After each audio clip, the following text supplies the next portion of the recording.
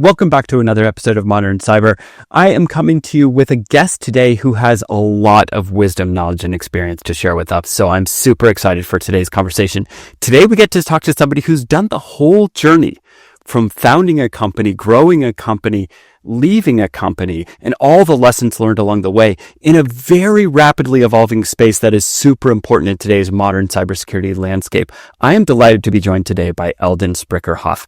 Eldon is an acclaimed entrepreneur, advisor, mentor, investor, and board member working at the intersection of information security, computer science, machine learning, SaaS, and finance. He's probably best known for co-founding eSentire, a leading global cybersecurity managed detection and response company. He has a Bachelor of Mathematics from the University of Waterloo, and in 2019, Eldon was awarded their J.W. Graham Medal in Computing and Innovation for his groundbreaking and entrepreneurial achievements in cybersecurity. In 2024, he was inducted into the Waterloo Region Entrepreneur Hall of Fame. He currently works as a strategic advisor at Caledon Ventures. He is also the author of a book that we're going to talk about, time permitting, on today's episode. Eldon, thank you so much for taking the time to join us on Modern Cyber.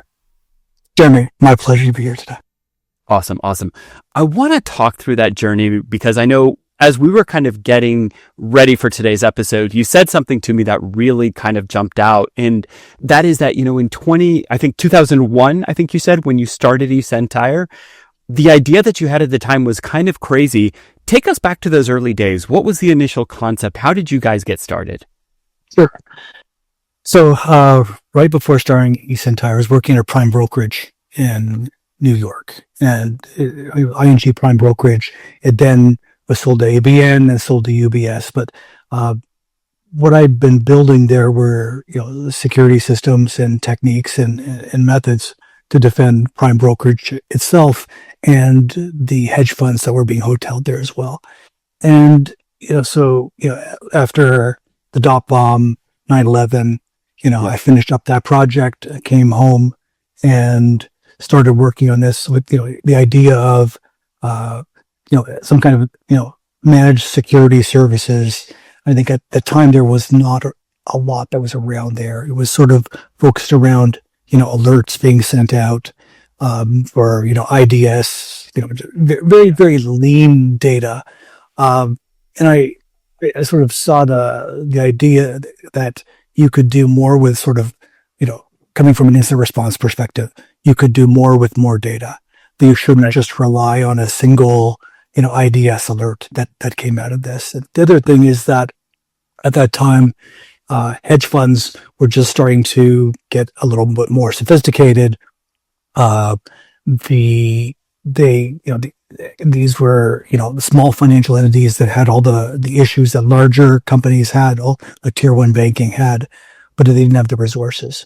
And so what I ended up doing was sort of spinning up this idea is like, let's build an operations center where, the tooling of the tools that would be available for an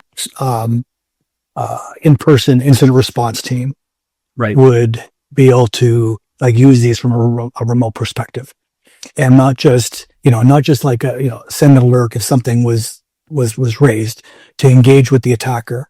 What you could do from forensic level data at the time we started, which was network traffic, but expanded from there, and just engage with the attacker and kick them out and keep them kicked out. And that was sort of the early edge of the wedge that you could engage with the attacker. You just didn't have to, send a message telling people there was an attack going on or some machine was infected. Yeah. That's really interesting because one of the things you said about kind of, let's say, the customer problem of it really resonates to me in the current modern landscape, which is, you think about organizations what you described is they're big enough that they've got all the problems that you have as an organization with, let's say, some very valuable financial data that you're holding as one of your core assets, really. And yet you're small enough that you don't have the resources to kind of fully staff or run your own 24/7. And the thing to me that is kind of parallel is that I think tons of organizations, like literally tens of thousands of organizations around the world, would fit that description today as we fast forward like 24 years since the founding of eSentire, where, lots of companies are digital nowadays that weren't 24 years ago. So they're holding digital assets like crazy. And B, the bar on what is a valuable target has just been lowered so dramatically. Like almost every company is a valuable target at this point. And I always tell people, just because you don't think that attackers are out to get you, first of all, they don't actually care that much. They kind of spray and pray across the internet. We see bot scanning happening across the entire internet. It's not necessarily the case that anybody's targeting you. They're targeting anyone. So like that, I think, is true. And then the second part of it that is still true is that, tens of thousands of organizations still don't have the resources to run their own kind of security operations centers. So I'm really curious, as you kind of built this from that initial vision, what was the initial reaction from customers? Was there hesitancy? Was there resistance? Or was this kind of like, no, this makes total sense day one? No, so it was not an easy, immediate sell, right? Okay. There's a certain amount of trust that goes along with it. And, especially, again, the startup phase, people, not everybody has the same risk appetite to work with early stage companies. And so you have to figure out a delta or a vector to win people's trust over. And the big thing the approach that we took at the beginning was basically, vulnerability assessments, which, it's sad to say, but at the time they were just sort of Nmap scans. That was the sort of the default in the industry, just Nmap scans. Yeah. So, what we ended up doing was doing, the scanning from the outside, scanning from the inside, and dropping a network sensor with a few NICs in it, looking at a bunch of different network traffic as it traversed, and ran through a bunch of different tools. Some were open source, some that we'd written ourselves, and over the scan of a couple of weeks, build up enough information to show that there were vulnerabilities and active attacks that were going on right now. And I think the service component moved, we had people that, if they saw something going on in the environment, they'd immediately let them know. Yeah. And, try to shoot that down. And, by the end of the engagement, you pull the lever and the report came out and you walk through the report. And more often than not, the client would say, well, this is great. And you didn't make me wait 2 weeks to tell me that there was an infected machine. Can you leave that box, right, in there, and I'll pay, a monthly charge. And that was that thing that got the trust. And so, you bend over backwards for those clients, especially the early clients, and they become your references and your best salespeople as well. And so it just sort of grew from there. Interesting. Because getting past the trust roadblock. Yeah. But at the same time, like you mentioned the services side of it, but the technology side of it was also really raw at the time, right? So if you think about, you mentioned at the beginning IDS being one of those things, and you've got kind of Nmap to kind of get some network topology and understanding about how the customer is structured and maybe segmented, or I imagine, by the way, mostly not segmented at that time. You can correct me if I'm wrong, but flat networks. Yeah. I figure like maybe a DMZ with a couple, with your website, if you were sophisticated, quote unquote, at the time, right? But you've got Nmap, you've got IDS, one or a couple of IDS tools, but you've got the very first versions of vulnerability management at this time, and really kind of like nothing by way of, let's say, a back end, let's say data correlation engine or a SIM or anything like that. So how did you guys kind of figure out what were going to be the core building blocks, and how much of that was stuff that you had to build versus stuff that you could partner or buy?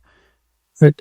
So early pieces of Snort, of course. I think I was lucky enough to be, I think it was the LISA 1997 Large Installation System Admin Conference. And Marty Roche, I think, gave his first talk about Snort at that time. I was in the audience and just, immediately started using it and seeing what you could do to push things. I think and so there's a point where I said, you can't tell, from a single IDS alert whether or not there's something good or bad or useful or not. So let's just start grabbing all the network traffic. So start, just grabbing every packet that came off the NIC and and folding it in, and then basically saying to the operations centers, like, if something here is indicator of concern or indicator of compromise, let's make it really easy to see what happened beforehand. Okay. So chain everything together till you can see, that, yeah, it flipped this, was it a false positive? Every indicator of concern could be investigated as though it was an attack. So let's explain how, because I can't imagine there was tons in the way of, let's say, like, quote unquote ML powered heuristics or things like that at the time. So you were probably doing a lot of rules definitions. Lots of rule stuff, lots of bandwidth pieces, just unusual IP addresses, really like the dark ages of investigations, but just trying to tie that all together as possible. Okay. There were things that were, bandwidth was not as high then, so you didn't have to worry about, crazy amounts of data again, but you can hone the techniques that worked. As bandwidth got better and cheaper, you can sort of scale on those pieces as well. So it was, again, very early days. You can do just very early, like nothing close to what we have now, but, stats as to AS numbers, or, some sort of unusual things we've seen before. And then, basically folding in, asymmetric, bidirectional reset packets to shut down bad behavior, isolate machines, and things like this. And so, every module that we built up sort of built on the trust place that we had within the company. And again, remember, most traffic was not end-to-end encrypted at that time. Yep. So you could do a lot of investigation if you had access to all of that data as well. Yeah. I'm just thinking through like some of the things you're talking about. And, I was also administering networks around that same time frame. And I'm just remembering some of the challenges that I had to deal with. And, certainly like firewall rules were a huge thing. But I'm also just thinking about like, what were my defenses and what could have been responses at that time? And I'm just thinking like best case scenario. Okay, great. Like on the one hand, IP addresses are pretty fixed at that point in time on the internet, right? Like you couldn't rotate through elastic IPs as an attacker, and you couldn't bounce all over with Tor or even with VPNs or whatnot, right? Like your IP address was your IP address. Maybe you had one relay point if you had a compromised machine somewhere else that you could literally like virtual desktop into and launch your attacks from there. But then you're just affiliated with one more IP address. And so your rules engine or whatever catches it, you grab the IP address, you chuck that into a block list on your firewall. What else were you really able to do for customers at the time besides telling them, hey, like these are the behaviors that we're seeing and these are the vulnerabilities that we know about on your network? Like what else did the service really consist of at this point in time? Pretty raw early days, right? Very raw, right? And that was, so, part of it would be, everything you could pull from sort of data, so network data as well. So, this new machine came on that you didn't know about. Okay. We had a section where you could, depending on what was in the sensor, look for, rogue networks that were in your environment. And we put a lot into that box, just looking for, what else, other things could we find that were interesting? Interesting. Yeah. We would look, you'd seek situations where, people, there were, inappropriate behavior. So people weren't necessarily, they're using proxies or going to Facebook or this kind of thing as well. So this is still before Palo and the other sort of next gen firewalls came in. So we're doing a lot of that, some heavy lifting as well. There was some stuff we were doing with, man the middle encryption, decryption pieces as well. So, we just sort of pushed as much as you could before the NG firewalls with A6 came in to do a lot of that heavy lifting as well. Gotcha. That, there were cases where, because you had all this network traffic, there'd be, something blew up on the network, like an overnight piece. We could say, okay, let's take a look at that conversation. I remember there's one case where somebody's doing an upstream data transfer and it died suddenly because they're uploading their data overnight and it died. It kept dying. So you just play that whole concept back and say, well, look, it died right at the 2-hour mark. what's your TCP timeout? Yeah. Change that. The fact it would always manage to just be under 2 hours. And the moment it goes beyond that, right? So there's network functionality that you could do as well. And there's, inappropriate internal behavior where, somebody is sending mesh notes to an employee that shouldn't be, right? So like, because you have all that traffic, if they did on the network, you could play it back. And so it was just a kind of a, sort of, we didn't have a lot of reference points or people to ask, what would you do? It's the Wild West, and we're just you're figuring it out yourselves as you go. Yeah, right? yeah. There's all this. We don't know all the use cases that this could be useful for, but we have all this data, and we keep it for a couple of weeks, whatever the sensor could hold, and just sort of we'll figure out what goes, like what's what could be used with all this transparent open data. Yeah. Awesome. Fast forward us a little bit. I imagine that was the first however many years it was as you were kind of, as we just said, learning your way into helping customers through managing all these problems. I'm sure a ton of TCP/IP. I'm sure all of your engineers spent way more hours cursing at DNS and route tables and things like that than most of our audience will even be super familiar with, given in the age of cloud, I always tell people you have no idea how easy you have it nowadays, right? First of all, you've never cut your fingers on rack mounting a server or a firewall probably, but second, oh my gosh, I mean, the headaches and the heartaches of troubleshooting TCP/IP, there is, by the way, a ton of value that I think you learn from the whole troubleshooting process, from learning to kind of think systematically. Well, if it's not this, then what is it? And to your point, when do you arrive at the point, well, oh, this is a TCP/IP or TCP timeout window issue, right? You go through a lot of troubleshooting before you realize that that's the cause of your problem.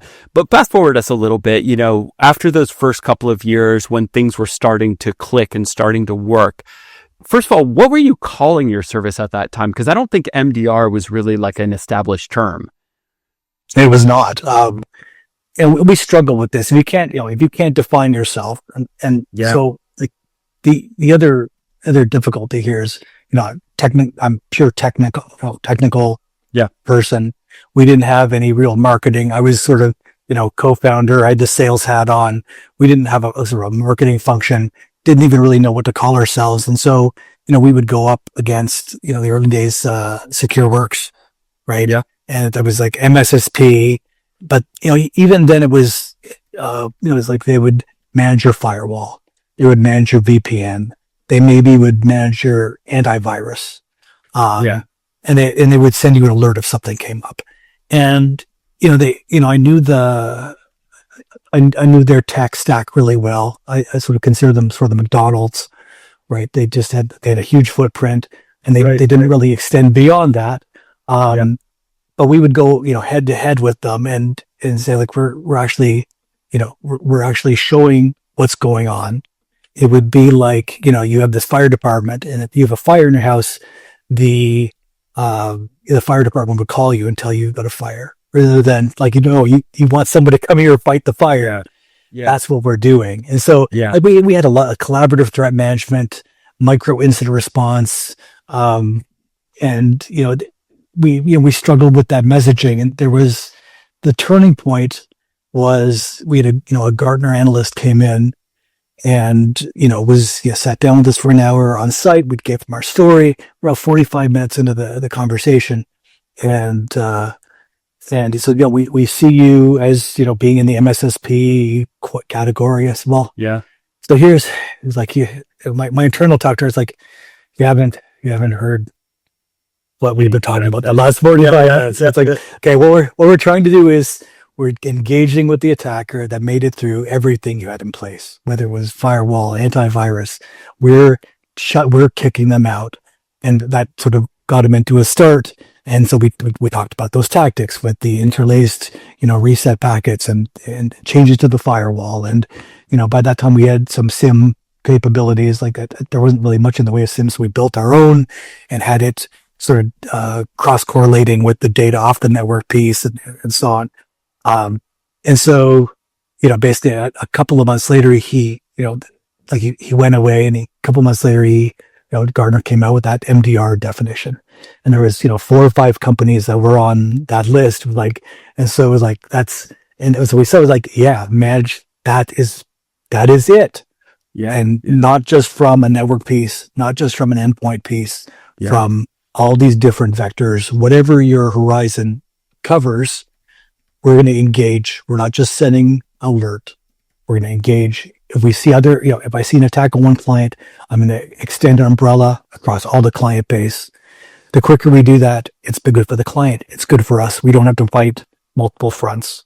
Yeah. And that's sort of where that thing came up. It was, Gartner, and I don't know if that analyst got a bump for coming up with that phrasing.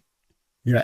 But and so there's some people that said the Godfather or the founder. It's like, it was just a very good idea. Yeah. We didn't know what to call it. We barely spun up sort of marketing by that time, and doing outreach with Gartner and Forrester and those other analyst firms. What time frame are we talking about here when this was finally kind of coined as a term? I would have to go back and look. I'd have to go back. It was at least 9-10 years after we started. Okay. Yeah. So for 9-10 years, you're kind of growing primarily through word of mouth, or through what?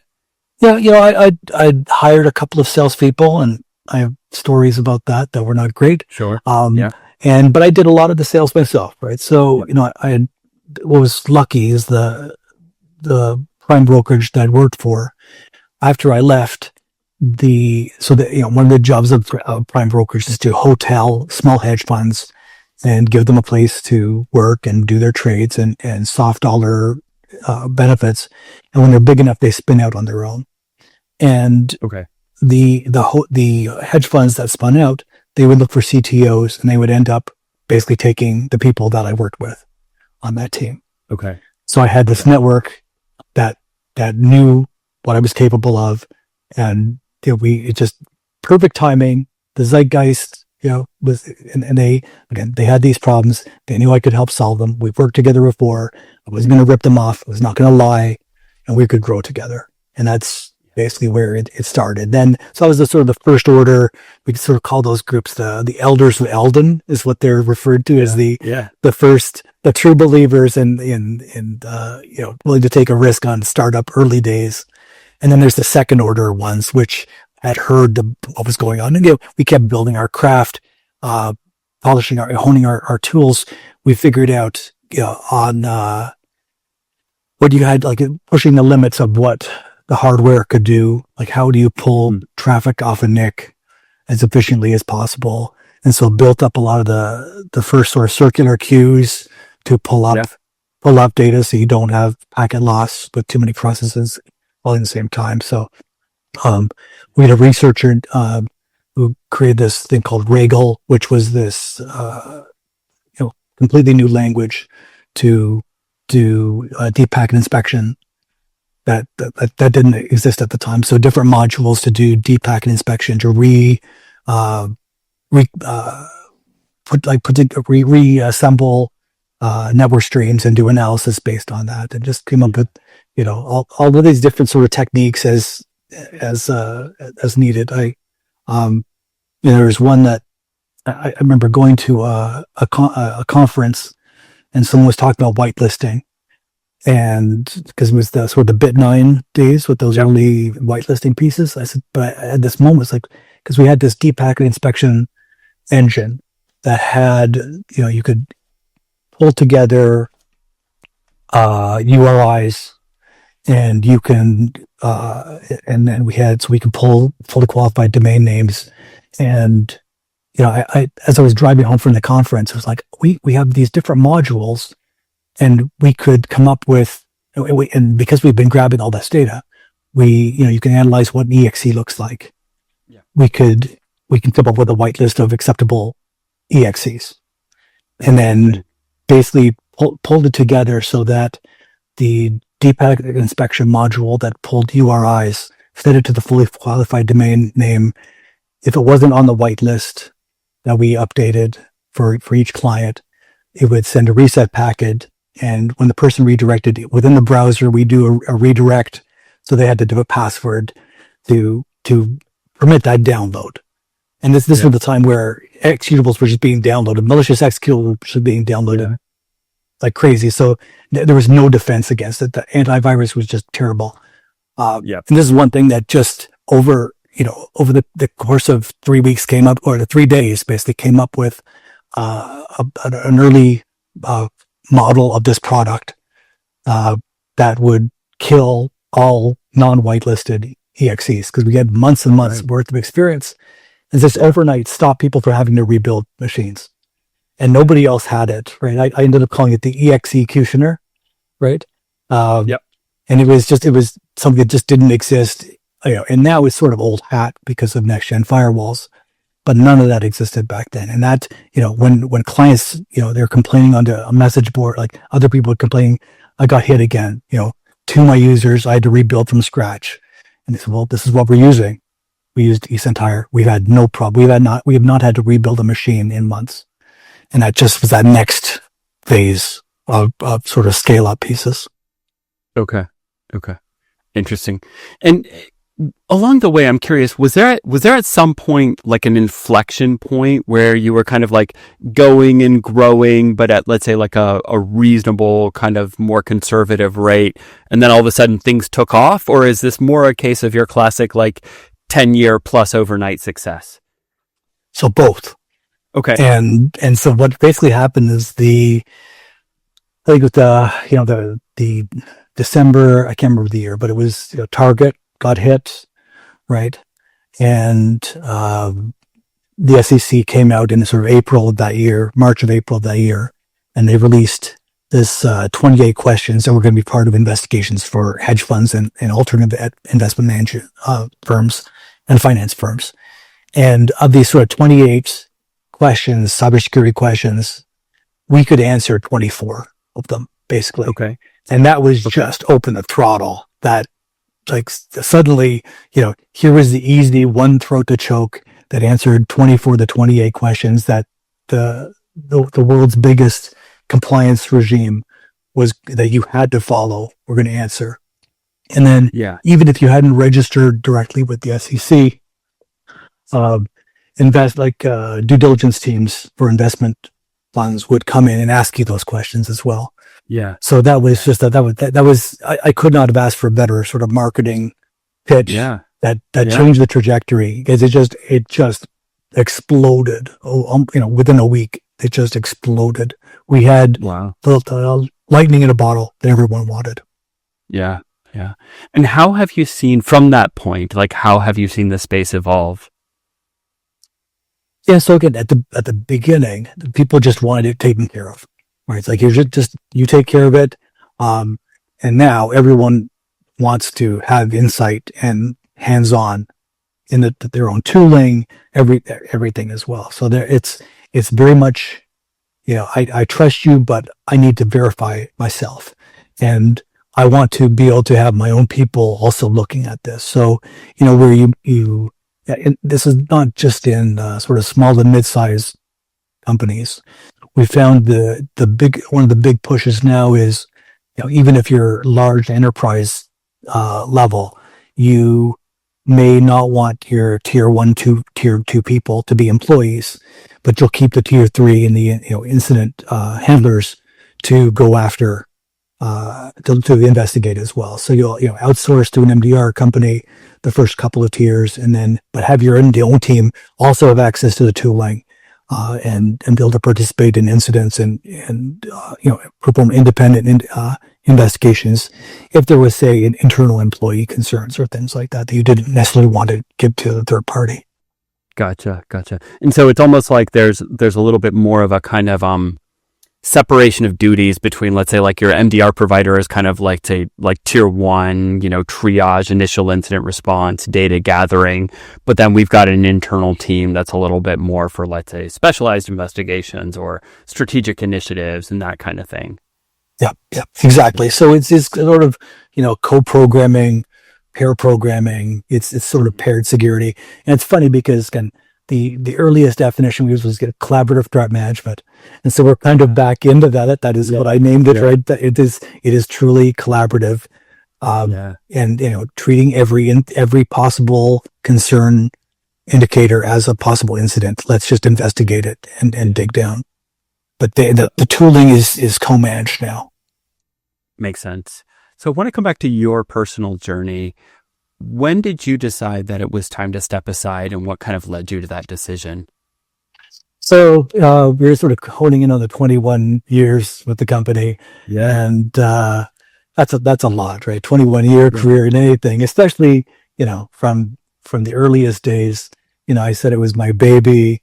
I still love my baby. But as when your baby can drink legally, you shouldn't have to be a helicopter parent.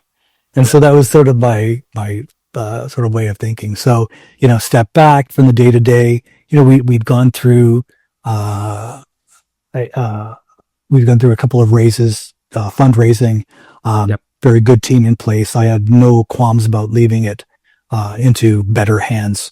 And I had more gas in the tank, and I felt that I'd probably done everything that I could to help push the company forward. And it was time to try a few other things, and because other gas in the tank, and wanted to work with a bunch of other startups. I spent the last 2 years before that part-time working at a couple of accelerators, cybersecurity focused accelerators, and so got a kick out of that. And so just the timing was great. Again, we just closed a large round that had the unicorn moniker that was attached to it, right? So it felt like it was the right time to step back and let somebody else, run with the day-to-day operations and the big part. But by the way, I think in Canada your baby was able to drink 3 years prior, right? Yeah, so 19, but 19, okay. And so 19 you can drink, but 21 you drink in the States, and so that was certainly it was like I didn't feel like I was letting anybody down. I didn't feel like I owed anyone more time, right? And talk to us a little bit about your book. I assume the book has some of these experiences that you've just talked through as kind of part of the core narrative, but what else is in there? Sure. So, I mentioned that I've been working with this accelerator with cybersecurity startups, and, they would bring in every quarter a cohort of early stage companies, so 8 or 9 cybersecurity companies, all super early stage. And what I discovered very soon is that, when I started, I'm a pure technical person, like not a whit of business acumen. I've concepted before, and I knew what it took to grind. And I'm very competitive, and I am that dog that will never give up the toy, right? And so just insane grit. I would not want to come up against me in a competition. But what I just when I started, there was no Y Combinator. There was no YouTube. And so the things that I had to learn for startups and business, it was all just hard, in the arena, hard learned fights and so what I discovered though is that now we've got YC, and there's any number of people speaking on startups, that these startups that were coming through at the beginning of the accelerator, they were making all the same mistakes that I did. And and so what I ended up doing, so every pitch deck started off with, here's the company name. Cybersecurity is a, $25 ding dong dillion problem, right? We solve cybersecurity. Here's our team. Here's our advisors. We're raising money. Any questions? And that, right. And so you're, even though there are reams of advice from, YC and founders and Bessemer KPIs and everything that you'd hope for, they were still missing it. So I started putting together this sort of FAQ over, this is what you probably need to know about starting a company. This is probably what you need to know about finding, and so as a core mentor, you'd be given one company, and you meet every week, You get deep into their issues. I'm very empathetic again for I've saw a soft spot for founders or anyone who's taken that risk, right? I think when we first met, you're at B-Sides, New York, serial, right, entrepreneur startup. And it's like, why would you want to do like a glutton for punishment of sorts? But you learn things each time around, right? What you would do. Yeah. And so I want to be very explicit about the mistakes I made, what you need to do from founder-led sales, when to raise money, when you shouldn't raise money, how to be very attractive to employees, how do you deal with stress? How do you deal with success? How do you those early startup pieces for people who tech people starting a business but have no business acumen, and basically here are the traps. Here's how I managed to sidestep all these things. Expectations of salespeople, KPIs. What are investors looking for? How do you make your first sale? How do you do pricing? And so I put this. I was building this FAQ, and then I discovered I had 55 or 60,000 words, and so, I guess there's a book there. And so, instead of having to do one-on-one, is this sort of I can increase my reach by just putting it out there. And so that's sort of where it started, and when it was just sort of, very very open and transparent and honest about what that road is like. Yeah. And because it's not easy, no part of it is easy, and we are so attuned to good news that you'll see in different sources, they raise this much. You never really see what's going on behind the scenes. You never get the stories about the founders, right, who started a company, $1 billion deal, but they end up with nothing because the cap table was offside in their favor, outside their favor. You never get like all that messaging. And so it was, I'm going to be very transparent about the mistakes I made, what I would do if I were doing it over again. And what it takes to succeed. What does stress look like? How do you deal with stress? So it's super transparent. And said, look, you're going to make mistakes. Don't make the same ones I made. If you do make the same mistakes I made, just recover faster. And I said, be a mistake innovator. Yeah. A mistake innovator. Love it. And I guess the other thing I said was like, I worked on this, the chief survival officer was the main thrust of it. It was like, everything you need to do is to help your baby survive. And you should assume that it's going to be an easy route. So that was, let's just focus on that. Your baby, it's unlikely your baby is going to survive. Most startups don't. So just don't half-ass it.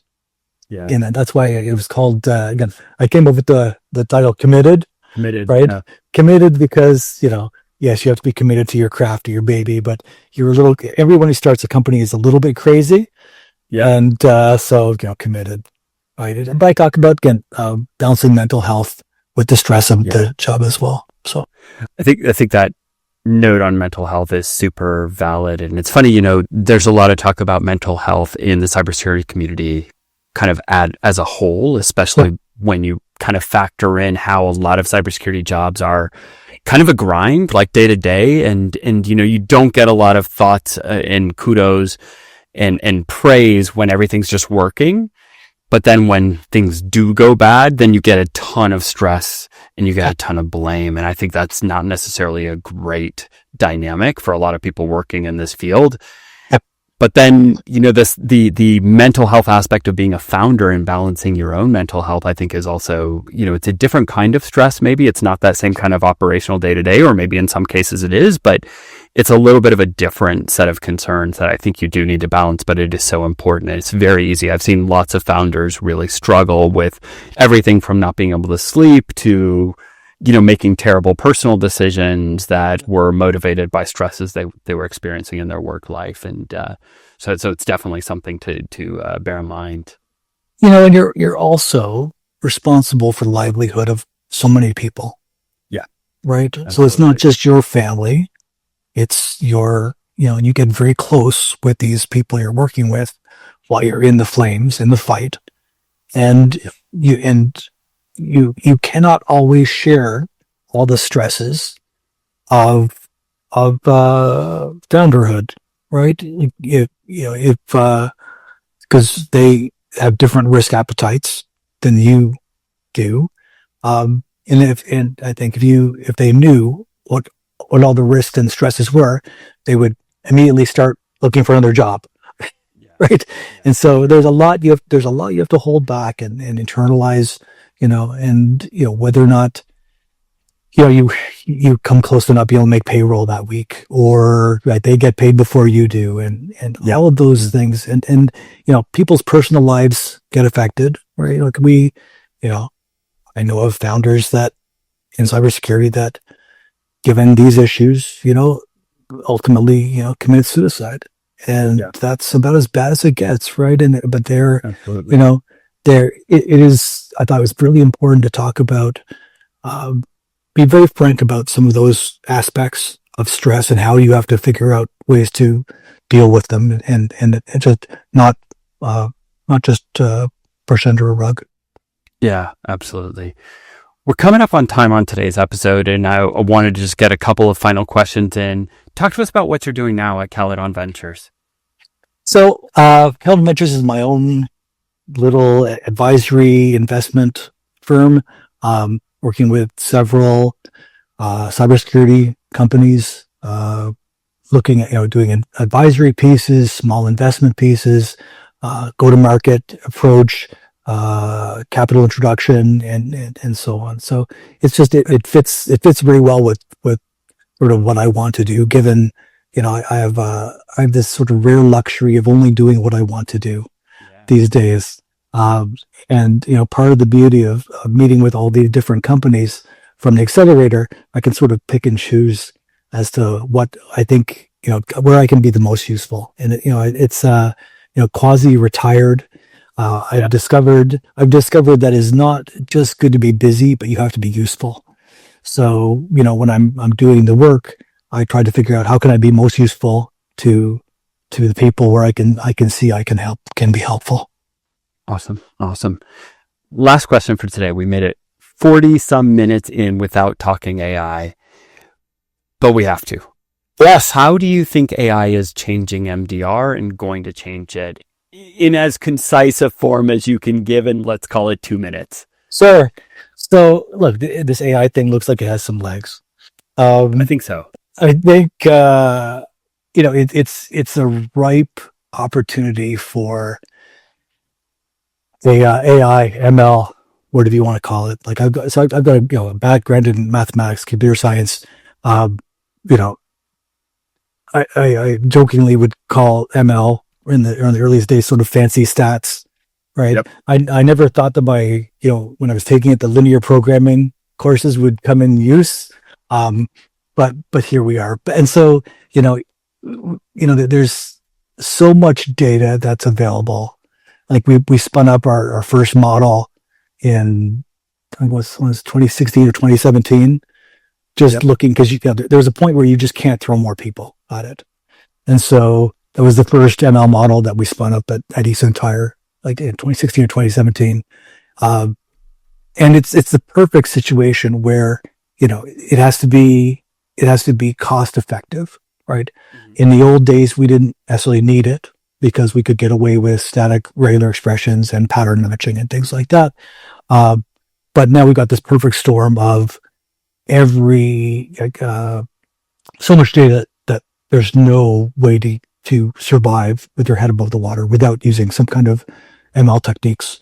And so what's really interesting from the MDR perspective, there's so much that you can do if you have the right data, if you've been collecting the right data. So, you can check the efficacy of tier 1 analysts, tier 2 analysts. You can, profile every investigation that's been done historically and build up workflows. And so you can start to take some of the heavy lifting off those early investigations. Clients using LLMs can query using, just English language what's going on with investigations. Again, just the amount of data that you can, the amount of data that you have access to, and it comes to the case of, okay, what's the best, most effective use that I can, cost effective use from the data that I have that can be magnified, take the workload off of people. Yeah. And so there's all like at least a couple of dozen, AI SOC startups. I saw a couple at B-Sides New York last year. Yeah, right. For sure. And, I think every MDR provider needs to have some game right now. If you're not doing it right now, you're already far behind. Yeah. It's here to stay. Ultimately, MDR ultimately is a data problem, right? Absolutely. And that's like the gap that I see right now with the startups is they don't necessarily have a wide array of data. So they may have, one or two sort of sources, and the real world is they're messy. And so if you've got access to that data, you can build realistic models that aren't subject to, they're pretty resilient given, unusual data. I've seen some early cases where if the timestamp is different, like the data is the same, but the timestamp is different. And so workflows that are generated are different. And that's not the consistency that can be acceptable at this point. But it's seen a lot. So, it's not going away. Absolutely needs to be part of the conversation going forward. Awesome. Well, Eldon Sprickerhoff, we could go on for hours, but I'm afraid that's all we have time for today on this episode. Thank you so much for taking the time to join us on Modern Cyber. We're going to have your book linked from the show notes, as well as Caledon Ventures on LinkedIn. For anybody who wants to reach out to you, what's the best way for them to do that? LinkedIn is probably the best way. There's not a lot of Eldon Sprickerhoffs on LinkedIn. And so... so pretty easy to find you, I guess. It should be fairly easy to find me, unless there's some shadow puppets coming up after this. I guess that's kind of a low bar to set. Like, if you can't find Eldon Sprickerhoff, then maybe you need to keep trying a little bit harder and get a little bit more committed, pun intended, to the cause. Oh, that's a hell of a way to end the show, Jeremy. We'll leave it there on that terrible pun. But Eldon, thank you so much for taking the time to join us. To our audience, we will talk to you next time on the next episode of Modern Cyber. Bye-bye. Thank you.